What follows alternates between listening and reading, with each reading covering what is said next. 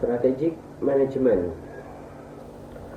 Pada kesempatan ini kebetulan kita dapat mempelajari mengenai apa itu manajemen strategik. Sebelumnya pada kesempatan ini sebelum kita mengetahui lebih lanjut apa itu strategic management, kita harus mengetahui dulu tujuan pengajaran pada kesempatan kali ini. Mengapa kita harus mempelajari tentang strategic management? Adalah untuk memberikan pemahaman dan penerapan strategi yang dilakukan untuk mencapai tujuan organisasi dalam lingkungan yang kompetitif. Seperti yang kita tahu, setiap organisasi itu punya tujuan dan maksud yang sama untuk mencapai sesuatu yang diinginkan berdasarkan dengan tujuan organisasi. Oleh karena itu, demi mencapai tujuan organisasi itu diperlukannya manajemen strategik ataupun tahapan-tahapan yang digunakan untuk mencapai tujuan tersebut. Baik, sebelum kita melanjutkan, izinkan saya memperkenalkan diri saya. Perkenalkan, nama saya Muhammad Adrian Agusta. Kebetulan riwayat pendidikan saya itu saya S1 Manajemen Universitas Riau, lulusnya itu pada tahun 2018, dan melanjutkan pendidikan Magister Manajemen saya di Universitas Islam Indonesia di tahun 2023. Kebetulan saya dapat menyelesaikan pendidikan Magister Manajemen saya. Pengalaman bekerja saya itu, saya pernah bekerja sebagai frontliner Bank BRI di tahun 2000 sampai 2021. Kemudian di tahun 2023 saya bergabung dalam salah satu perusahaan tembakau, yaitu Philip Morris, sebagai coach di sana selama 1 tahun.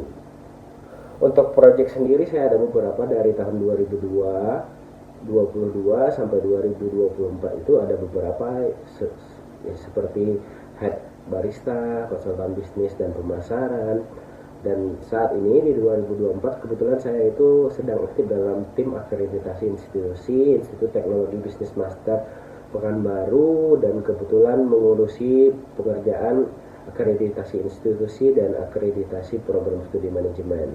Kemudian pada saat tahun 2022 juga saya berkesempatan menjadi pengelola jurnal untuk Mayan Jurnal Manajemen Organisasi dari Yayasan Edukasional Al-Aqsa Modern.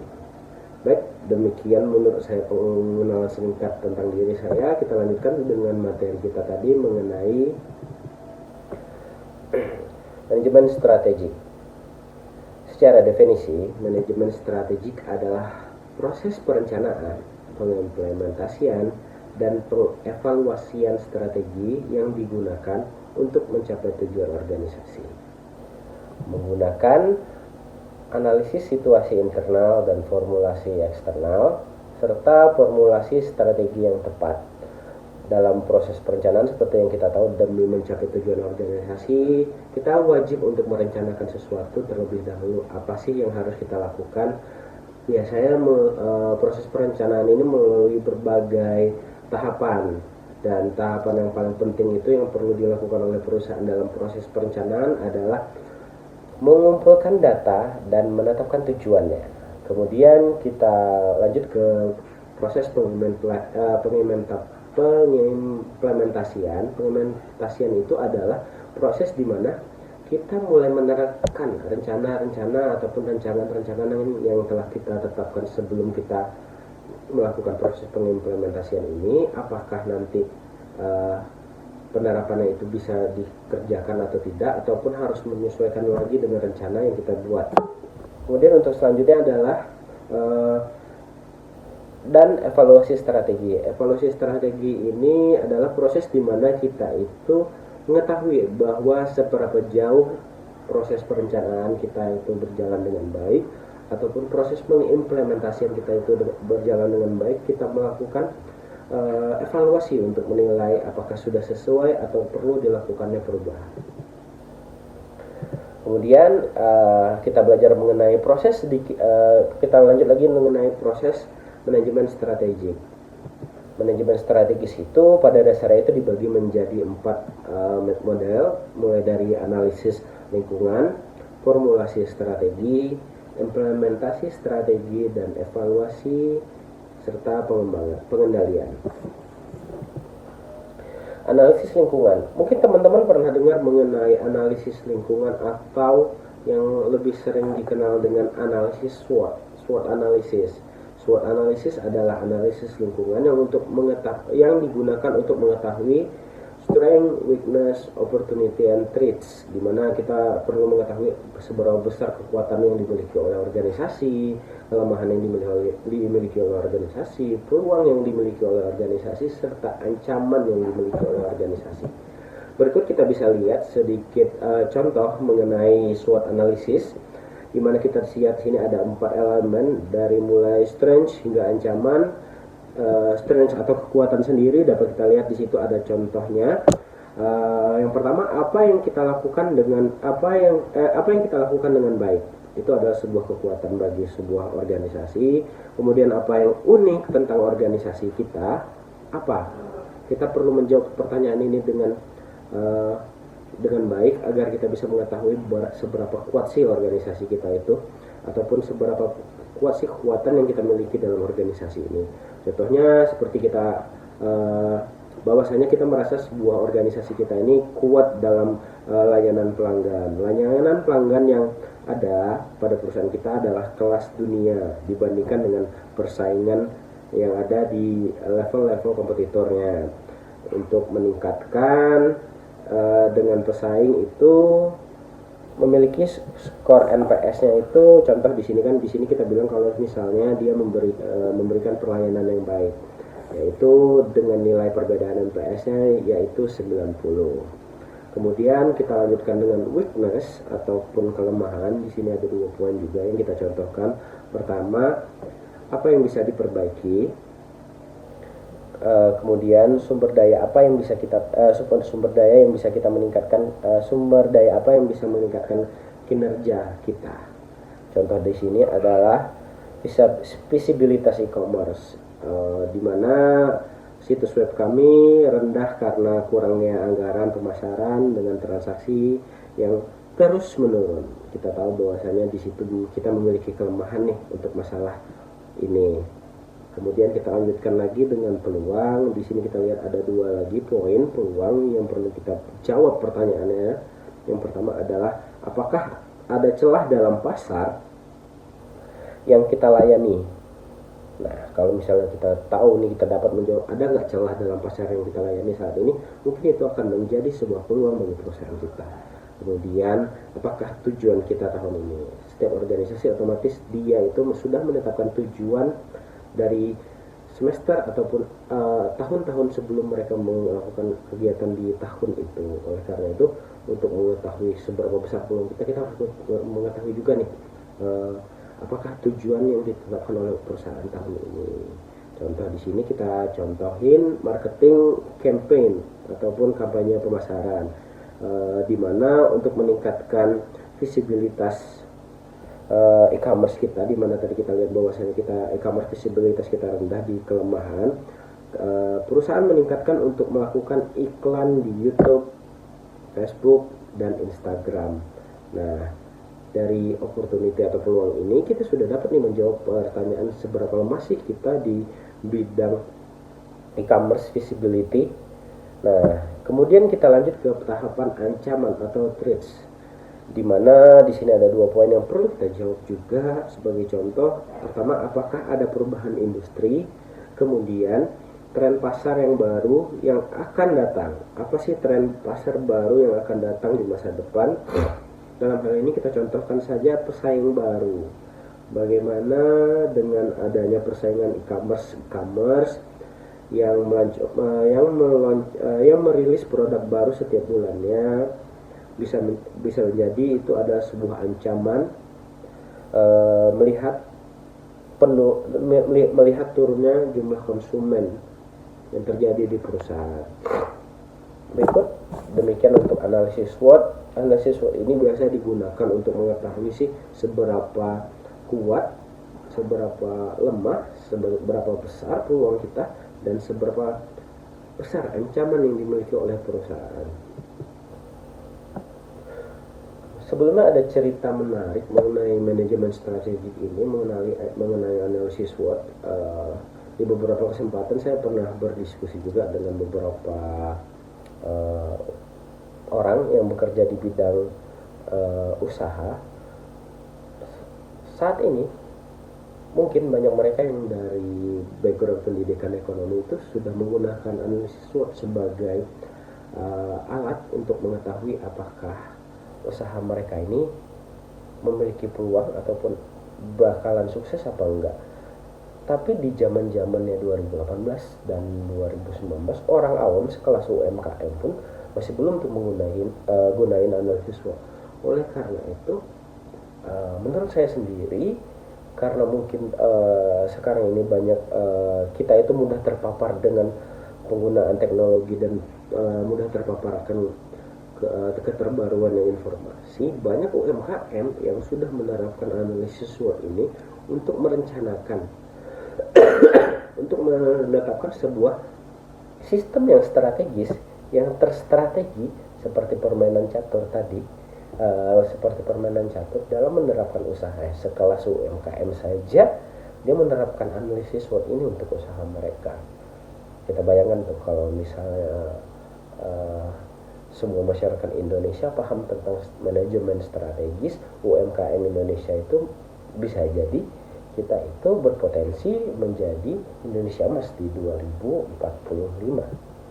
Oke, kita lanjut sedikit intermezzo mengenai pengalaman saya ketika bertemu dengan beberapa UMKM yang menggunakan analisis SWOT.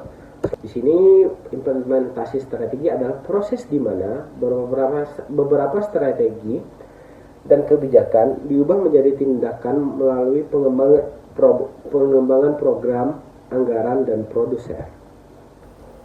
Di sini kita tahu pengimplementasian strategi ini adalah proses menerapkan mengatur bagaimana rancangan-rancangan yang telah kita tetapkan tadi dapat kita praktekkan ataupun kita implementasikan dalam kegiatan organisasi yang telah kita lakukan.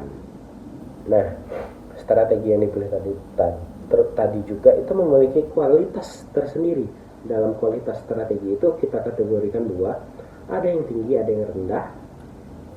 Dan kualitas strategi ini biasanya berpengaruh terhadap kualitas implementasi strategi.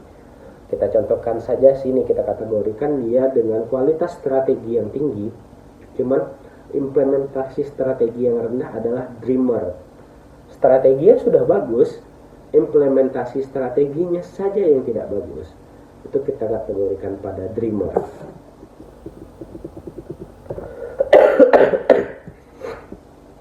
Kemudian kita lanjutkan kembali, kualitas strateginya rendah, terus implementasinya juga rendah. Itu kita sebut wasting of time and budget. Wasting of time and budget itu kita bilang ya buang-buang uang sama dengan buang-buang budget. Kenapa? Sudahlah strateginya kurang bagus, kemudian juga kualitas implementasi strateginya juga rendah. Kita lanjutkan lagi, misalkan kualitas strateginya tinggi tapi penerapan kualitas strateginya tinggi tapi implementasi strateginya juga tinggi. Nah, ini biasa kita sebut dengan game changer atau perubah permainan. Mereka yang memiliki kemampuan untuk merubah suatu permainan. Strategi yang berlian, implementasi strateginya juga bagus. Makanya kita sebut dia itu dengan game changing atau game changer. Nah, bagaimana jika kualitas strateginya itu tinggi, cuman implementasi strateginya yang tinggi? Nah, itu kita sebut sebagai good implementer atau penerapan yang baik. Karena strateginya saja kurang brilian, tapi implementasi strateginya sudah bagus, ya sudah kita sebut saja dia dengan good implementer. Hanya penerapannya saja yang baik, begitu. Selanjutnya kita lanjut ke proses evaluasi dan pengendalian. Seperti yang kita tahu, setelah kita melakukan proses perencanaan mulai dari tadi analisis SWOT dan lain sebagainya, kita juga sudah melakukan penerapan, kita sudah tahu bahwasanya proses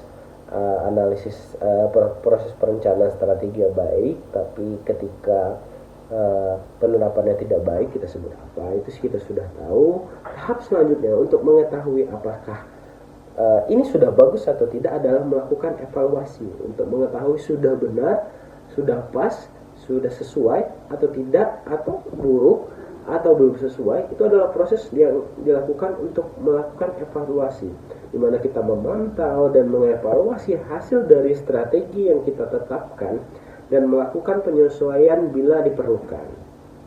Nah, ketika kita melakukan penyesuaian, kita selesai dengan melakukan penyesuaian tersebut, kemudian kita lakukan pengendalian. Memang jika memang proses evaluasi yang sudah selesai, hasil bagus, kita lakukan pengendalian. Kenapa? Kenapa tujuan kita untuk melakukan pengendalian? Agar perusahaan itu dapat menyadari berdasarkan hasil evaluasi bahwasanya capaian yang mereka dapat tidaklah seperti yang diharapkan. Maka strategi yang telah ditetapkan harus dievaluasi bersama. Nah, ketika kita sudah mengevaluasi apakah strategi perlu diubah, apakah strategi perlu diperbaiki, apakah strategi sudah bagus, cuma implementasinya saja yang kurang bagus, itu kita telah bisa ketahui dengan melakukan evaluasi. Entah itu kita melakukan penilaian kinerja ataupun hal lain sebagainya, itu dapat dilakukan sesuai dengan standar organisasi yang mereka, sesuai dengan standar yang telah ditetapkan oleh organisasi. Dan untuk pengendalian sendiri adalah proses di mana kita mengetahui nih bagaimana kita mengendalikan setiap lini dalam suatu organisasi itu dapat berjalan sesuai dengan fungsinya. Jangan ada lini yang tidak bekerja dengan porsinya ataupun bekerja lebih daripada porsinya. Itu kita perlu lakukan pengendalian dan pengawasan agar sesuatu itu tetap dalam kontrol ataupun koridor yang sesuai dengan tugas dan fungsi mereka di dalam suatu organisasi.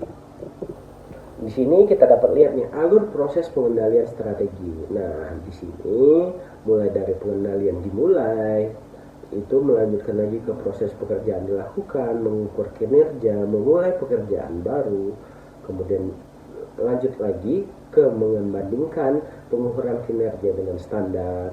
Terus dilanjutkan lagi hasil pengukuran sama dengan standar kinerja, kemudian dibalikkan kembali menjadi tidak ada tindakan konkresi yang diperlukan, pekerjaan dilanjutkan. Sedangkan kalau misalnya kinerja berbeda nyata dengan standar, kemudian mengambil tindakan kolektif ataupun merubah rencana atau model, memulai pekerjaan baru, kemudian mengukur kinerja, kemudian siklus yang sama terjadi secara berulang-ulang sampai tujuan organisasi yang telah ditetapkan dapat dicapai.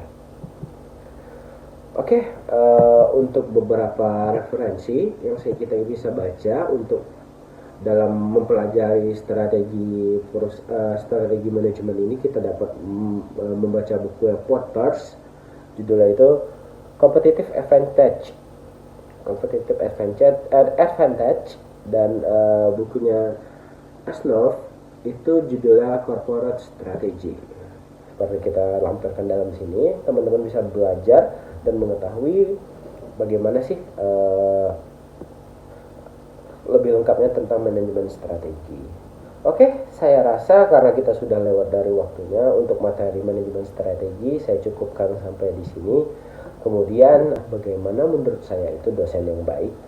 Untuk menjawab ini sebenarnya ada poin penting yang harus saya sampaikan. Cuman sebelum saya sampai ke poin itu, pertama itu adalah menurut saya dosen yang baik itu adalah dosen yang punya kemampuan komunikatif dan inspiratif. Kenapa?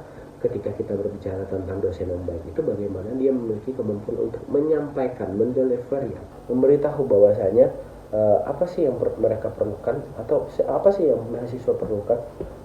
Untuk menyampaikan itu kita perlu kemampuan komunikasi yang baik dan inspiratif. Mahasiswa kadang perlu sosok yang menurut mereka itu mereka jadikan patokan atau mereka jadikan sumber inspirasi mereka. Oleh karena itu dosen sebaiknya memiliki kemampuan komunikasi dan sebaiknya juga mempunyai kemampuan yang bisa menginspirasi mahasiswanya agar bisa berbuat lebih baik. Karena saya percaya daripada kita memberitahu, lebih baik kita memberi contoh.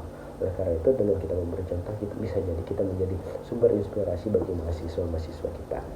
Kemudian adaptif dan responsif itu adalah skill yang menurut saya memang harus dimiliki setiap individu yang ingin bekerja, karena kita perlu beradaptasi dengan apapun, baik dari lingkungan sampai jam kerja dan hal lain sebagainya. Dan responsif yang mampu memberikan respon yang sesuai, tidak hanya cepat, respon yang sesuai dengan apa yang dibutuhkan ataupun apa yang sedang dibutuhkan, tergantung dengan tingkat urgensinya.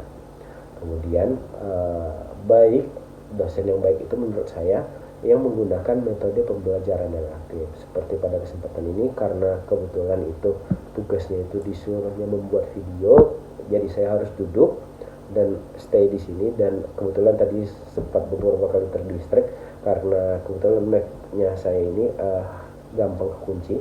Oleh karena itu sebenarnya pembelajaran kurang aktif. Sebenarnya lebih gampang itu belajar ketika ada diskusi dua arah antara saya dan mahasiswa. Itu menurut saya adalah pembelajaran yang lebih baik dan membuat suasana kelas itu menjadi lebih hidup dan mahasiswa jadi lebih aktif untuk mengetahui apa sih yang pengen dipelajarin tentang manajemen strategi. Dan ini poin penting bagi saya. Menurut saya dosen yang baik adalah dosen yang mampu menumbuhkan rasa penasaran.